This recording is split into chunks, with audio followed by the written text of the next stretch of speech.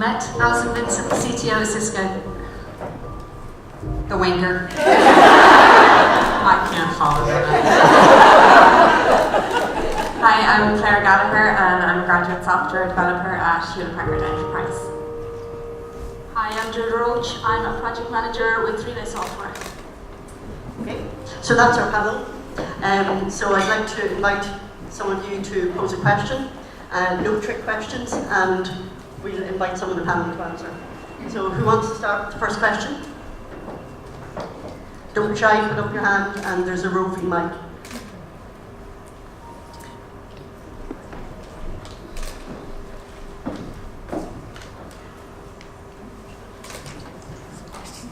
Hiya, Yvonne. I'm a student studying software development in GMIT. James, you were mentioning interviewing people earlier, and you talked about, personality and things. And just when there was a second lady there that's in HR, I'd just be interested. What do you want to see if you get a CV and if you get an application? What do you want from people? I don't think it's just about the qualifications anymore. How do we get your interest? How do we catch your eye? Thank you for that question. I'm pretty sure I didn't pay you for it, but if I were going to be asked anything, that's right up there. And it's particularly, again, my experience in Asia really crystallized this, but it's true everywhere in the world.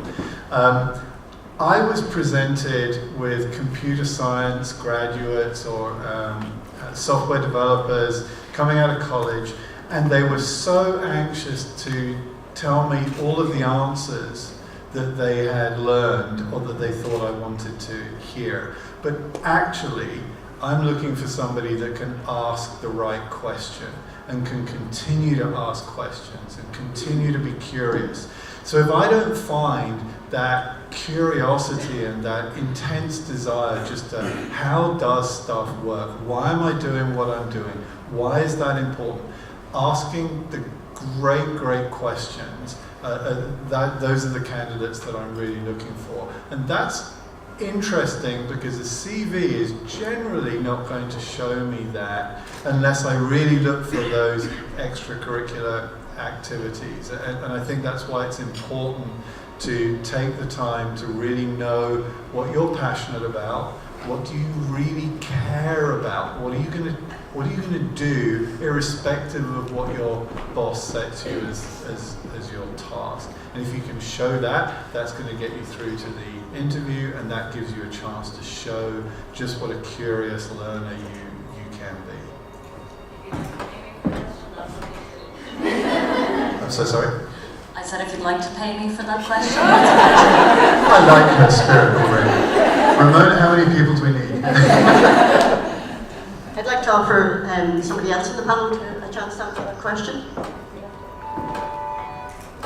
Yeah, I think certainly when I'm speaking to younger people entering the industry, to me, it's in the environment that we're in a workplace. It's not just necessarily what you know, it's also how you can work with others. So the people that can show that they can be collaborative, that they can problem solve as a team, that is very much what the industry needs now, rather than this sole individual with their own skills.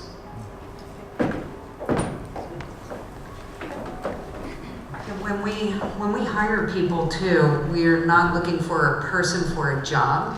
We're looking for a person that can solve problems, and we create the job around those people. And so when you come in, and James and I have a similar philosophy, being able to ask those questions and having curiosity. So I love when people are curious, and then we can create a job around those people. So I think gone are the days of our parents who would apply for a job and then that job would stay the same forever. Now it's, can you solve these problems and can you think outside the box?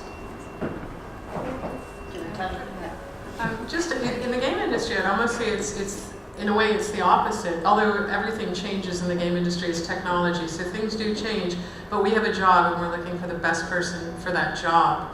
And I get a ton of resumes. Actually, I don't get a ton of resumes, I get a ton of emails saying, here's who I am, here's why I would like to work for you, here are the 75 things that I can do. But what I really want to know is if you are applying for a programming job, why are you the best person for it? What can you do? And send me your CV. Don't make me have a back and forth of 5 or 6 emails. I've probably gotten 25 emails in the last 2 weeks that have contained misspellings, weren't proofread, or some of my favorites, sent to the wrong company. They're sending me the same letter, but it'll say, I'm very interested in working for Romero Games, attached as my CV, and then it'll be saved as digits a game company in Dublin, CV, or something like that. So I really want to know, what are you really good at? Because I can't, especially game companies tend to be very small, particularly in Ireland. What are you great at that you can bring that specific thing to the company? Great. Thank you very much. Great question. Thank you. I suppose the first challenge, especially for a graduate developer, is to get their CV out there and to get it noticed. So when you work in HR or recruitment, you can get thousands of CVs, within a period of time. So how do you make your CV stand out from somebody else's? So you don't want to put generic type things. You need to see what the skills that are required and how you can prove to the company that you have those kind of skills. Also, things like cover letters are really, really important. I get countless numbers of applications not even telling me which job people are applying for, or what skills that they have that could contribute to the company. And things like spelling mistakes and stuff like that. And then when people say at the end, great attention to detail, and they have 20 spelling mistakes, doesn't really leave a good impression.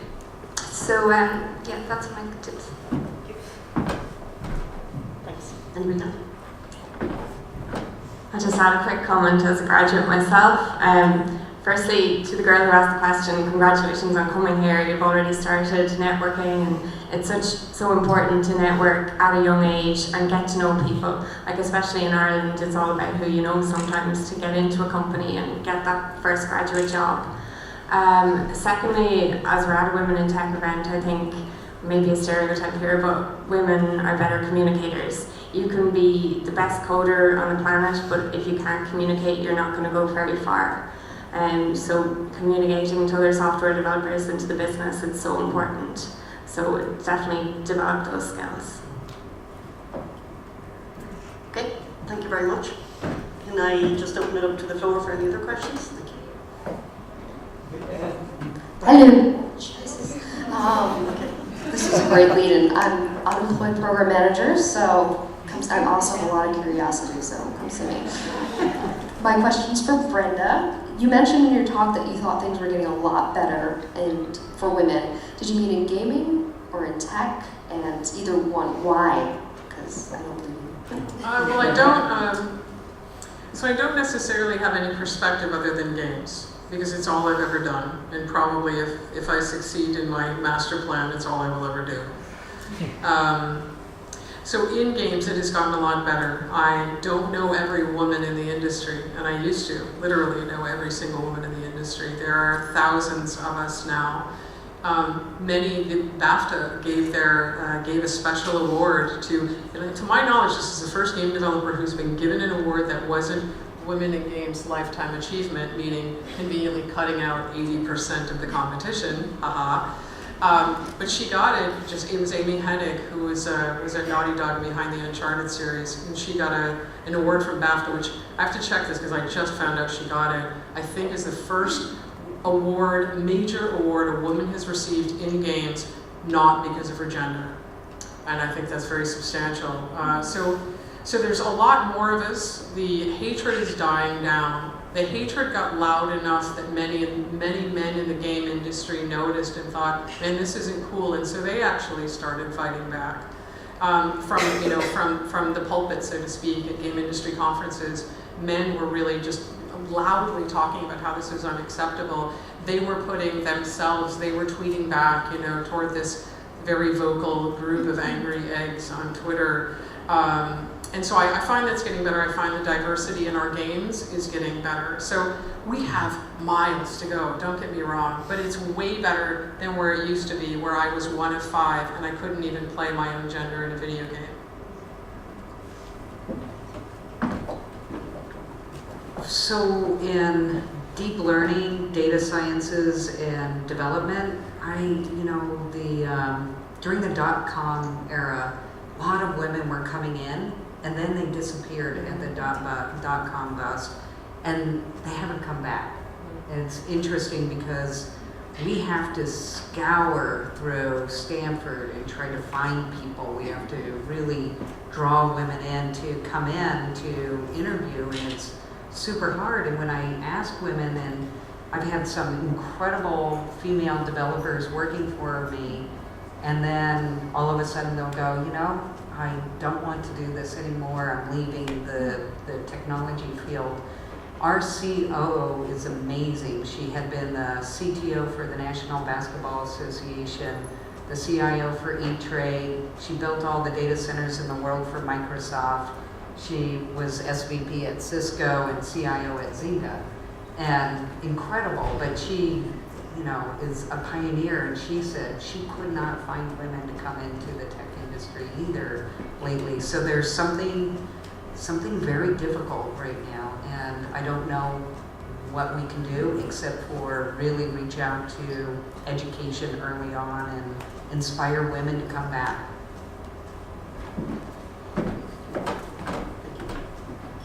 Yeah, I totally agree with that. I think it's great to see that there's female graduates coming on the street in here today. But essentially that is the problem. And so our graduate program this year, first time 50-50. We haven't had that in a long time, and that took a lot of time and attention. I think in many ways we are actually creating barriers for ourselves.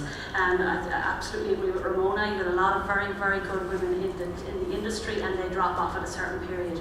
And I think sometimes that's down to assumptions we make about ourselves, about our ability, but also about our company's flexibility in terms of being able to accommodate different lifestyle styles and life cycles.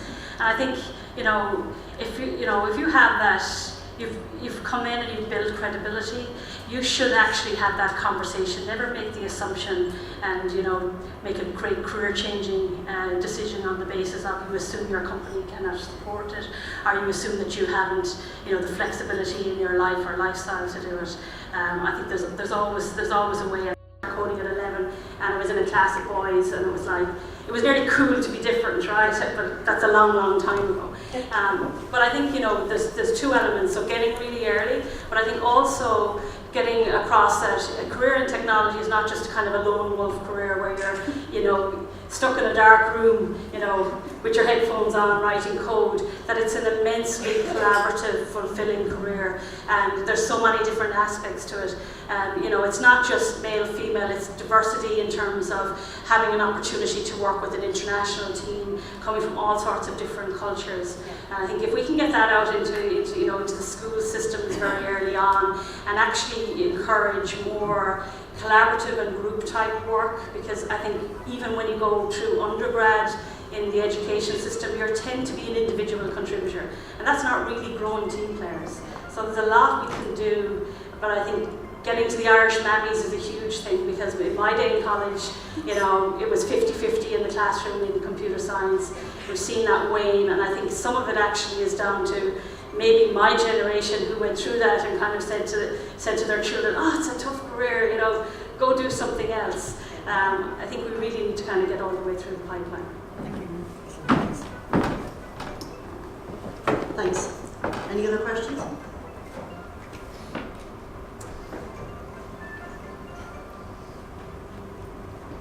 Hi there, my name is Siobhan. I'm a senior engineer here going a team lead. Just in reference to something that was mentioned earlier about kind of proving yourself and pushing that a little bit further, do you think there's still a perception now that women need to maybe not only just meet their peers' levels, but almost exceed those in order to be seen to be making that extra effort that almost becomes an equivalency? Is that question to anybody in particular? Well, just to the panel in general. Anybody want to take that one? It's too tough a question, Siobhan.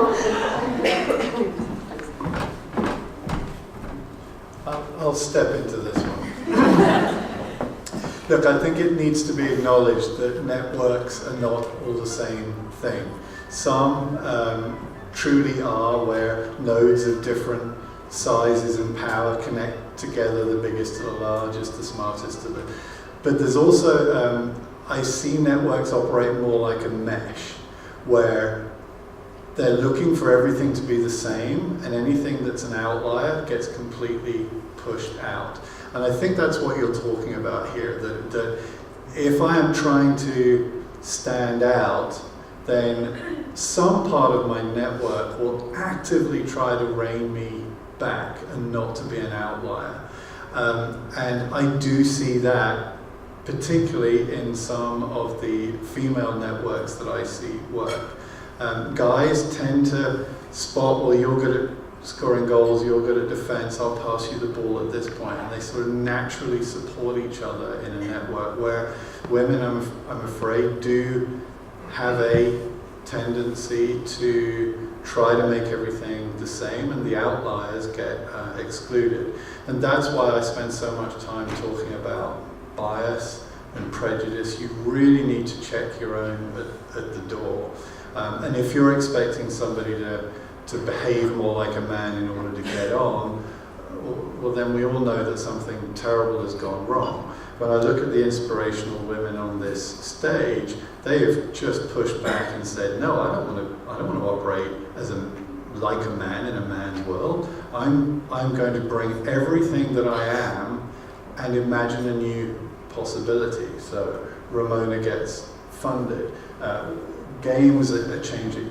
Minecraft, oh my God, the genius of having creator mode as well as war mode. I mean, things like that are possibilities that have been imagined and completely change things for us. So if you feel that you are expected to do more to regain parity, I think it's a great conversation to have with a mentor, with a coach, and just imagine another possibility where you take the steering wheel and you say, no, this is what I care about, and this is what I'm going to do. It's not about being compared with my peers, it's because it's what I have to do.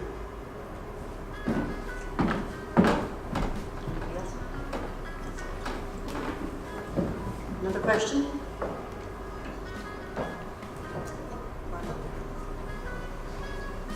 Hi there, how are you doing? It's a pleasure to be here. My name is Martha Fraser. I was about to say I'm an ex-software engineer because I used to be employed for 14 years and now I'm self-employed. I'm an online business strategist and mentor. And I never in my dreams would have ever thought I'd have been self-employed and working in online social media when back in the day it was C, C++ and C#, and there's a lot of my ex-colleagues here today.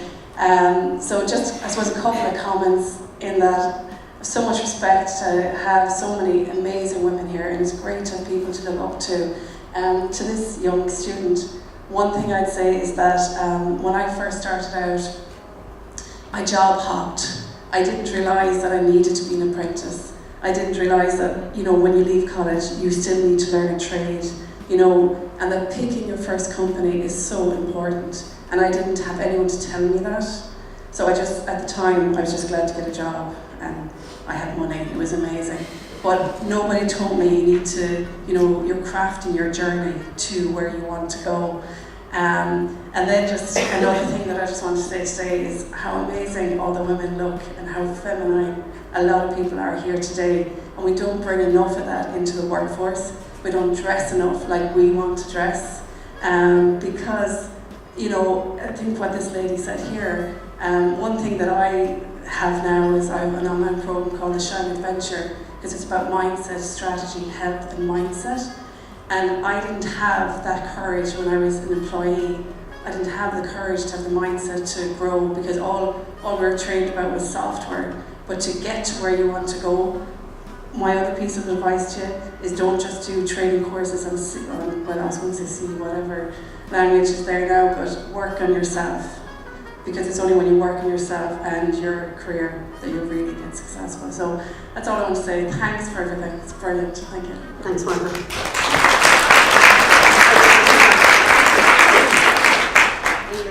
questions for our panel? I have one. James, you mentioned earlier, I was listening intently, you mentioned that one of the most inspirational people that you met, there was a story in it for later on. So it's a general question, I'll start with yourself. Who's the most interesting person you've met, and how have they inspired you in your journey? Well, I'll tell you the Bill Gates story really quickly, because it did actually, it was a very important lesson. So I was lucky to go to this retreat, and Bill Gates was going to come in and he'd sit with each of us, and we had about 2 minutes to tell him what the problem was that we were trying to solve. And I decided to tell him about how difficult it was to host Hotmail in all around the world, when all of our data centers were just in the US at that time, and how the code was really complicated and difficult. And Bill just cut me off with, no shit. And the lesson here was that you get a tiny window of opportunity to tell somebody who you are and what you care about. And my need to try to show that I understood the depth of the problem, instead of really taking the opportunity to engage him in what I was curious about and what I was trying to solve, was a missed opportunity for me. It didn't, as it happened, hold me back, and I got to speak to him a little bit later and actually rephrase that and just say, why should we care about what service delivery is for everybody in the world. But it was a really great lesson to don't let yourself get in your own way, and if you're one of those people who needs to show that you've got all the data and it's really complicated, and just get over it and get to the critical question. So. Anybody else? Who inspires you?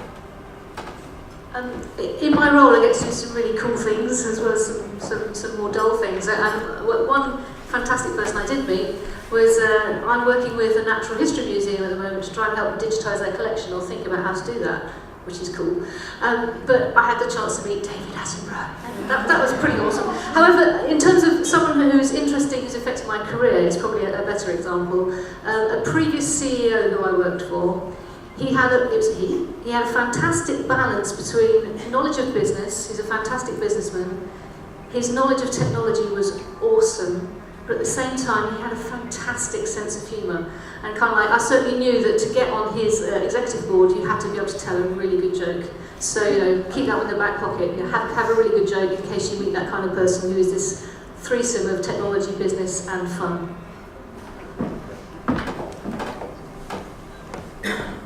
So I said earlier, so I've changed my mind from our earlier conversation. So probably the most like name-dropping person would be Woz.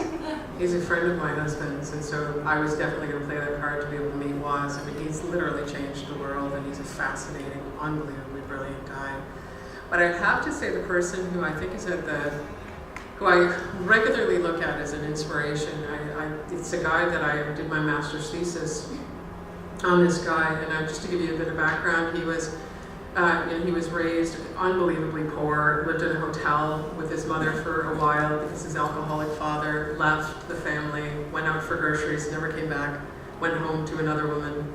And even going through poverty, the whole family had tons of addiction, no money, nothing. This guy ended up literally changing culture, through his game designer, through the games that he created.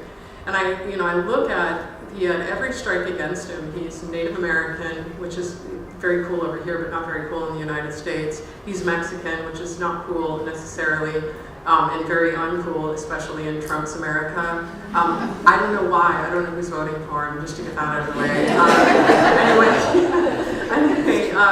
So when I did my master's thesis on this guy, and I just find he's always, just always positive, no matter what. He sees a way through it, around it, and what I take from him is no matter what anybody says, anybody on the internet can just say, you're a piece of garbage, you don't know, what have you done lately? And he always is just like, whatever, I'm just going to do what I want to do, I'm happy, and I'm just going to power through it. And I ended up marrying the guy. I was that impressed. And I would say the second, so the tie for second and third place would be our respective mothers, who both lost their, my father died when I was young, John's dad ended up leaving, and those two women in the 60s had to somehow scramble things together when they weren't planning to raise, they weren't planning ever to go out and work, they were planning to be stay-at-home wives. And stay-at-home mothers and just taking care of the kids. And so suddenly they had to pull everything together, and they raised two people who just believed they could, not because they had anything to believe in. They didn't have any money, they didn't have anything that you would think you need. But just on the sheer like, oh, you can do that, you can do anything you want to do. And so I wouldn't be, like, if my mother hadn't have made me believe I could do it, man, I never would have done it. So his mom and my mom, but also my husband are just have been profoundly inspirational and continue to be. Thank you. Anything else?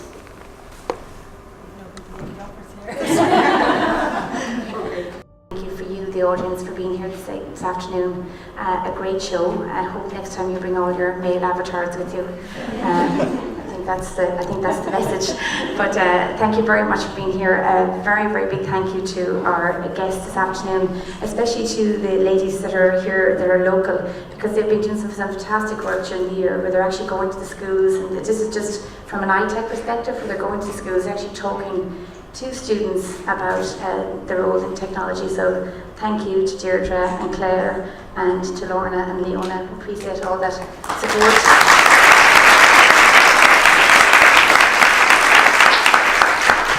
Special thank you to our guest speakers. I think it was a fantastic afternoon.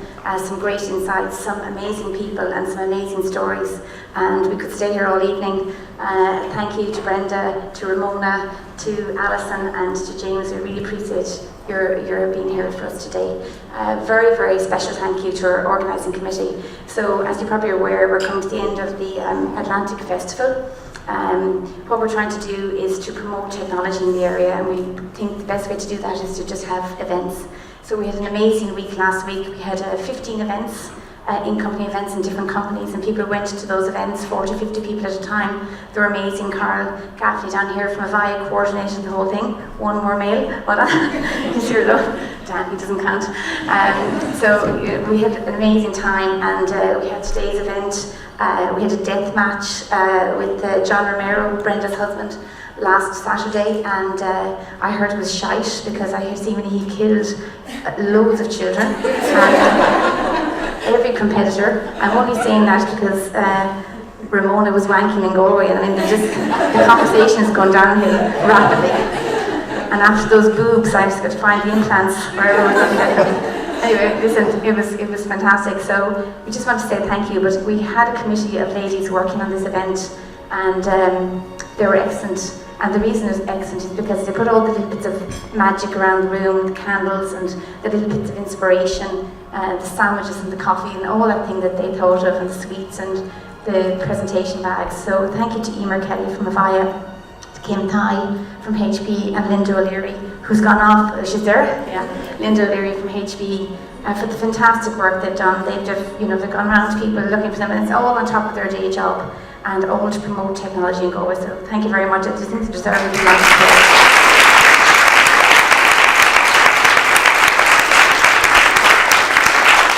So if you want to hear some more exciting stories, please come along to the conferences. Well, I think there may be a couple of tickets left tomorrow. We have a fantastic lineup, and I know it's close to going home, but we have an amazing girl downstairs. Her name is Hannah Wright. She was here, a young girl who hopefully one day will be going to college in London. She's an amazing singer, and she's in the Gaslight Bar downstairs, and we have a glass of wine for you. And there's no point going home now, truly, because you're going to be stuck in traffic. So you've got a half an hour to come down and just chat to some people that you haven't got an opportunity to chat to today, and to our guests. and thank you very, very much for supporting us. We appreciate it. And just before we go, we do have another event coming up in September with the Communications Clinic, and it's an elevator pitch, and we're going to send you an invitation to come along, and it's just your own personal elevator pitch to come and learn a little bit about yourselves and have that competence to push yourselves out there. So thank you very much, and from AtlanTec and ITAG, we'll see you very soon, and hopefully some of you tomorrow. Thank you.